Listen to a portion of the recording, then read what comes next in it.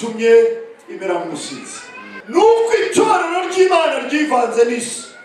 Uribuka icyo Uwiteka yatuvuzeho? Shimira Imana cyane kuko nongeye kugaragara hano.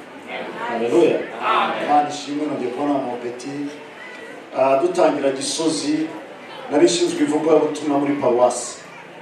Ubwo rero mu bantu batangije amatorero Gisozi, Nyamirambo, Gasyata, Kicukiro, nari nshinzwe umurimo muri paruwasi ya Kiyovu. Nyuma rero bari gutya babona n'umusaruro w'imirimo twakoze icyo gihe cyacu. Gisozi rero Imana ibamugisha ko mwadutumiye, ugatumira Kicukiro. Tugiye kuganira ku ijambo rimwe, ijambo ry'Imana rero tumaze gusoma. Iryo dusanze muri Yesaya riratubwira ijambo rimwe rivuga ngo, wa muturage w'isi we ubonye ishyano, kuko isi irasamye, ibibazo biravutse, ingorane zirinjiye, itorero ry'Imana riravangiwe, isi yinjiye mu itorero. Ijambo ry'Imana riratubwira ngo muzabona ishyano, muzabona ibikomeye, muzabona ibiruhije, igihe muzabona ikizira cyahagaze ahera. Icyo mutazarebesha amaso yanyu ngo intoki zanyu zigikoreho, ibyo ngibyo Imana ibyitegereje iravuga ngo, wa muturage w'isi we ubonye ishyano, ngo ndetse n'uzagerageza guhunga ngo azagwa mu mutego, kubera yuko ijuru ryasamye kandi nta wundi ryasamiye ni umuturage w'isi. Kubera iki rero? Hari impamvu nk'eshatu ngira ngo mbabwire zitera isi kumera nk'umusinzi, kudandabirana, kutagira umusimamo, nijya hirya cyangwa se nijya hino, ahubwo isi kubera ihumanye bitumye imera nk'umusinzi.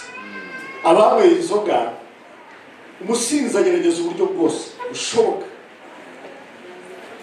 kugira ngo agende neza, ariko najya no kugwa yumva afite imbaraga, yongera ahagarare neza, ariko abanze yiyumvire neza, hari ngende mbe ndetse cyangwa se mbanze uko ari gutekereza niko ari kujya imbere. Nuko umusinzi amera. Kubera iki? Kubera inzoga.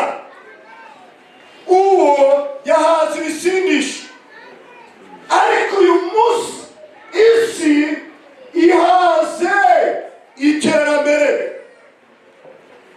Abaturage b'isi barahaze, bamaze kudandabirana nk'umusinzi, ntibagira uruhagararo, ntibazi aho bahagaze, ntibafite yo gucira n'ayo kumira, kubera yuko isi yabasindisha. Impamvu ya mbere rero mbabwira ni iyihe? Nuko itorero ry'Imana ryivanze n'isi. Nta mupagani, nta mukristo, bose barasa. Ni bamwe, bagenda kimwe, basenga kimwe, bakora kimwe, bitwara kimwe. Rya jambo ry'Imana rimwe ribakangurira kwitandukana ryararangiye. Muririmbyi umwe, umuhanzi umwe, nk'uko umuhanzi amaze kuturirimbira, yaravuze ngo Ukarisitiya ndahazwa, ariko natangagira gute ngasoma intango. Bantu b'Imana mu rusengero tuba abantu b'Imana, ariko twasohoka tukaba abapagani. Ibyo bitera isi gutsinda, kudandabirana, kuko ntawe utandukanye n'undi, ntawe ufata undi, bose baradandabirana. Ndi gusenga Imana naribaza ngo Mana byagenda bike, ariko Imana impaye iri jambo, isi itandukanye nuko turi kuyibona uyu munsi, kandi zifite imbaraga zirenze izo turi kubona uyu munsi. Bityo bitera abantu b'Imana kudandabirana, kubera yuko Imana yacu, Imana yo kwizerwa, Imana yo kwiringirwa, Imana twizera, Imana dutabaza, Imana tubwira, iratwitegereza ikabona tumeze nk'abasinzi bari kudandabirana, kubera isi yamaze kutwinjirana. Icya kabiri, abantu b'Imana kuko isi iraruhije, iyo ubajije umuntu wese arakubwira ati birakomeye, ntabwo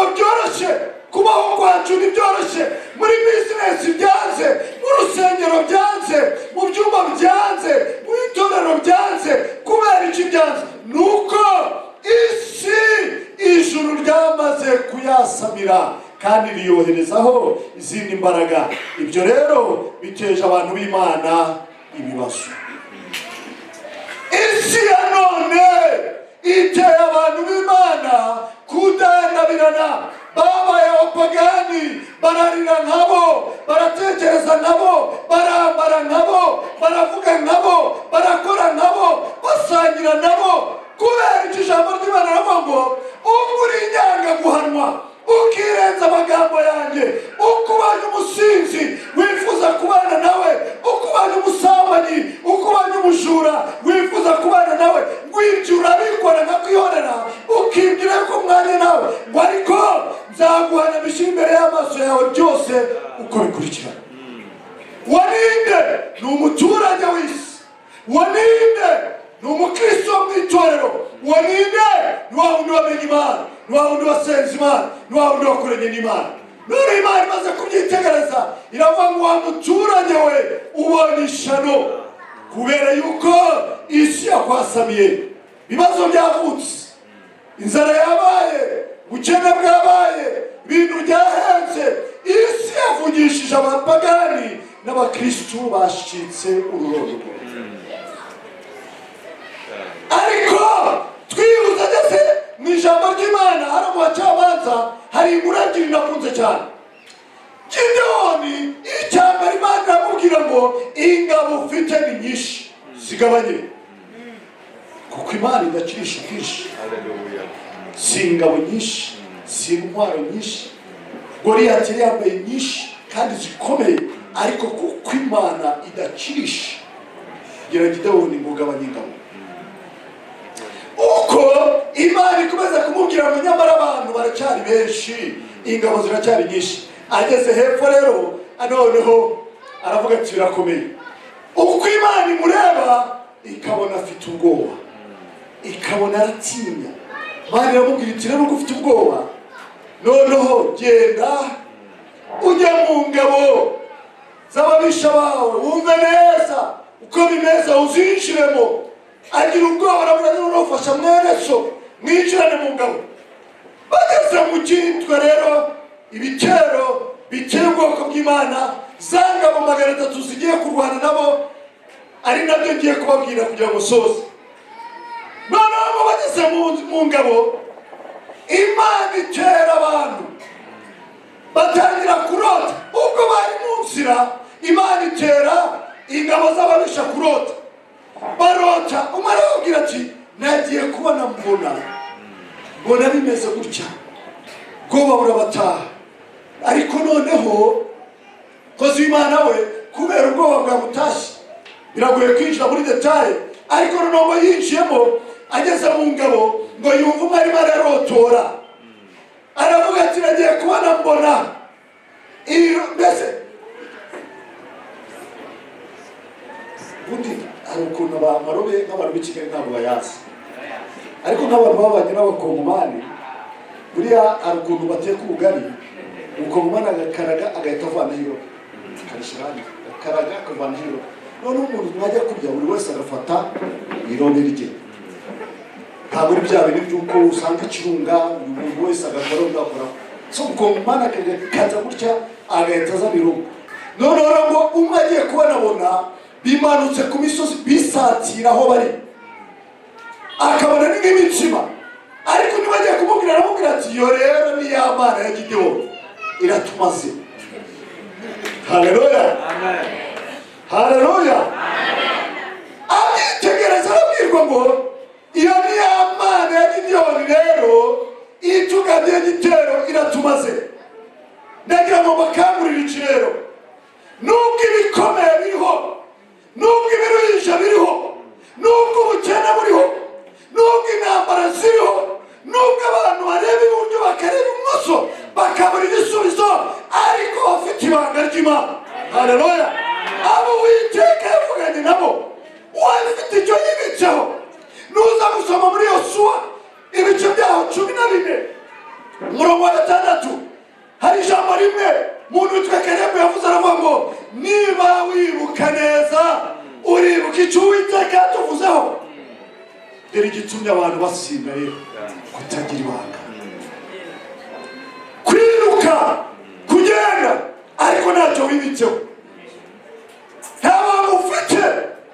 Gideoni amaze kumva ibanga ry'Imana yahise asubira mu ngabo, iby'ubwoba birashira, abwira ingabo ngo tugende. Haleluya! Niyo mpamvu rero uyu munsi naje kukubwira ngo nubwo ibikomeye bihari, nubwo ibyo urebesha amaso bihari, nubwo ibirushyo bihari, shaka uburyo umenya ibanga, ugira icyo wibikaho, ugende wibitseho ibanga. Ijambo ry'Imana riravuga ngo nubwo nize kubwira umuntu ndamubwira nubwo byahenda nzabaho, nubwo bitabaho amasoko yose agahagarara nzabaho. Kubera iki? Kuko hari icyo Umwami Imana yavuzeho. Igihe kimwe mu gihe yagize gutera mu Rwanda, iratera abantu barashyuha, abantu barikiriza, abantu biba abantu bagapfa. Noneho ngiye gusenga Imana, ijambo ry'Imana irambwira ngo uzabirebesha amaso ariko ntibizakugeraho, ngo abantu bazagwa iburyo abandi bazagwa ibumoso, ngo ariko nta kizakubaho. Ndangije ndavuga mu Mana, 400 yanjye natanze bayangarurira. Kuri icyo gihe twishyuraga 400. Senga Imana ni 400 yanjye ndayashaka. Abantu bati Jean Baptiste urabona nawe mu gihe nabwira ntumva, Uwiteka Imana arambwiye ngo nzabirebesha amaso. Ndagira ngo ukundishe inshuti y'Imana, niba uri umukristo ibikeho ibanga, shakisha uburyo ushobora kugira ibanga wibitseho. Ntukurikire Imana gusa. Abantu bacitse mu byumba, abantu ntibagisenga, abantu ntibakiyiriza kubera ko iterambere ryarabaye, abantu ntibagishaka kumva ijwi ry'Imana ngo bumve icyo Umwami Imana avugana nabo, aguha isezerano. Haleluya! Kugira ibanga bituma ukomera. Nigeze gusengera umuntu umwe muri jenoside, namubwira umva rero wowe urapfa ariko nisimva, none mbwira gusengera kugiye gupfa. Arametse ati igitero kiraje, we mbwira gusengera urashaka iki? Ati cyambere simwe ku musozi, cyakabiri simicwe n'umuhoro, icyagatatu maze gusenga ipfukama vuba kuko ndumva bikomeye. Arapfukama ndagusengera, maze kumusengera igitero kiba cyadutwara, abarapfa gisigara kuko hari icyo Uwiteka yagize gute. Haleluya! Niba uri umukristo utagira ibanga ry'icyo Umwami Imana yakuvuzeho, subira inyuma, wongere ushakishe. Igihe Imana yibwire ngo Mana nanjye uyu munsi ndashaka kugira icyo numva. Gideoni amaze kumva ibiri mu nkambi, yabwiye Imana arayibwira ngo mva ndabimenye. Agenda avuga, buriya wari guhura nawe mu nzira asubirayo, yari guhita abona ko hari ikibazo, yari kwibaza swati bamugabye igitero arahunze, ariko yirukaga avuga ngo muze tugende tujye kubarya nk'abarya imitsima. Mana yaberekanye neza yuko yamarobe yabagezemo tugiye kuyarya. Haleluya! Niyo mpamvu rero uyu mwanya ngira ngo mbabwire ikintu kimwe inshuti zanjye, ntabwo tuzagera twige tuzongera tuganire ku ijambo ry'Imana, ariko ijambo ngira ngo mbabwire, ndagira ngo nuza kubona umwanya uzo gusomera ijambo ry'Imana riri muri Yesaya, uze kongera uryuze, uze kongera usomera ijambo ryo mu Bacamanza, wongere wumve izi nkuru, uze kongera wumve ijambo ryo muri Yosuwa ibice byaho 14, uze kuhasoma neza. Nurangiza uze kubwira Imana ngo Mana ndashaka kuko nanjye ngira ibanga mu mutima wanjye. Murokore mwiza nshuti y'Imana, ugenze ujya mu ijuru, wikurikira gusa udafite ibanga. Umunsi uzaniye ijambo rikubwira ngo ese hari icyo Uwiteka yakuvuze, gihagarareho. Nubwo ibikomeye byabaho ariko bigendereho. Umwami Imana bagize neza. Reka dusenge Imana. Mana mu izina rya Yesu Kristo turagushimiye kuko uri Imana. Icyaduha tukagira ibanga muri twe, igicyo tuvuzeho tukagira nacyo. Nubwo abantu bapfa, nubwo abantu basoza, nubwo abantu bakwambara ubusa, ariko iyo dufite ibanga muri twe Mana duhagarara dushikamye kuko tudaterwa ubwoba n'ibyo amaso yacu areba n'ibyo amatwi yacu yumva, oya ahubwo ibanga riradukomeza. Ngaho rero fasha abagabo n'abagore, abasore n'inkumi bafite ibanga, abatarifite nabo bareke gukurikira gusa, ahubwo barishakishe ugira icyo uvugana natwe. Mana urakoze gukura Imana rero kandi dushobora gushaka ibyo nibyo dusabye mu izina rya Yesu. Amen. Mana bahogisha.